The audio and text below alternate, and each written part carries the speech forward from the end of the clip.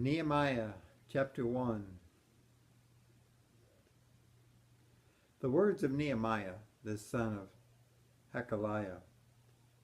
In the month Kislev, in the 20th year, while I was in Susa, the palace, Hunani, one of my relatives, and some men of Judah arrived. So I asked them concerning the returning Jews who had been in captivity, and concerning Jerusalem. They said to me, "The remnant that returned from captivity is there in the province, enduring great affliction and reproach. Also, the wall of Jerusalem remains broken down, and its gates have been burned with fire." When I heard these words, I sat down and wept and mourned for days. Then I fasted and prayed before the God of heaven, and said, "I beseech you, O Lord God of heaven, the great and awesome God who keeps covenant and mercy for those who love him and keep his commandments. Let your ear now be attentive and your eyes open, that you may hear the prayer of your servant, which I now pray before you day and night, for the children of Israel your servants, and confess the sins of the children of Israel, which we have sinned against you. Both my father's house and I have sinned. We have acted very corruptly against you, and have not obeyed the commandments, nor the statutes, nor the judgments which you commanded your servant Moses. Please remember the word that you command your servant Moses, saying, 'If you behave unfaithfully, then I will scatter you among the nations.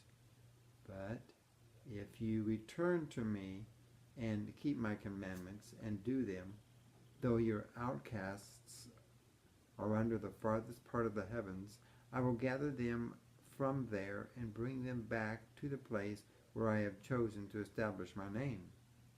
Now these are your servants and your people, whom you have redeemed by your great power and by your strong hand. O Lord, I implore you, let your ear be attentive to the prayer of your servant, and to the prayer of your servants, who delight to revere your name. And let your servant prosper this day, and grant him mercy in the sight of this man. For I was the king's cupbearer." Chapter 2. In the month of Nisan, during the 20th year of King Artaxerxes, when wine was before him, I took the wine and gave it to the king. Never had I been upset in his presence. So the king said to me, "Why is your face troubled, though you do not seem sick? This is nothing but a troubled heart." Then I became very much afraid, and said to the king, "May the king live forever. Why should not my face be troubled when the city, the place of my father's tombs, lies waste, and its gates have been destroyed by fire?" So the king said to me, "What are you requesting about this matter?" Immediately I prayed to the God of heaven, and then said to the king, "If this pleases the king, and if this might be good for your servant who is before you, then would you send me to Judah, to the city of my father's tombs, so that I may rebuild it?" The king, with the queen sitting beside him, said to me, "How long would your journey be, and when would you return?" Because it pleased the king to send me, I established a timetable for him. I further said to the king, "If this pleases the king, may letters be given to me for the governors of the province beyond the river, so that they would allow me to pass through until I come to Judah, as well as a letter to Asaph, the keeper of the king's forest, that he may give me timber to make beams for the gates of the Temple Mount, for the city wall, and for the house into which I will enter." The king granted me these things because the good hand of my God was upon me. When I came to the governors of the province beyond the river, I gave them the king's letters. He also sent with me commanders of foot and horse soldiers. When Sanballat the Horonite and Tobiah the Ammonite subordinate heard this, it deeply grieved them that there was a man coming to seek the welfare of the children of Israel. When I arrived in Jerusalem, I was there 3 days. Then I arose in the night, I and a few men who were with me. I told no one what my God had put in my heart to do for Jerusalem. There was no animal with me except the one on which I rode. So I went out by night by the valley gate toward the dragon's well, and then to Dung Gate, because I was inspecting the broken down walls of Jerusalem and its burned gates. Next I passed by the fountain gate, and then to the king's pool.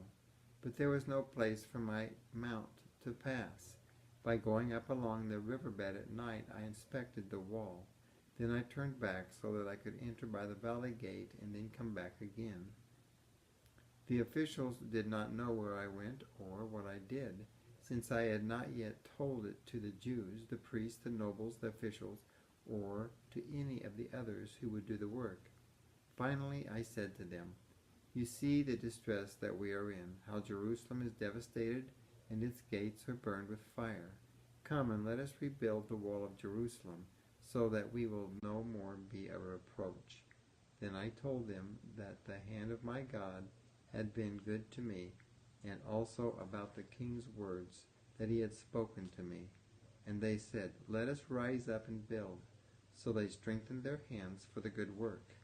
But when Sanballat the Horonite, Tobiah the Ammonite subordinate, and Geshem the Arabian heard it, they laughed us to scorn and despised us and said, "What is this thing that you are doing? Are you rebelling against the king?"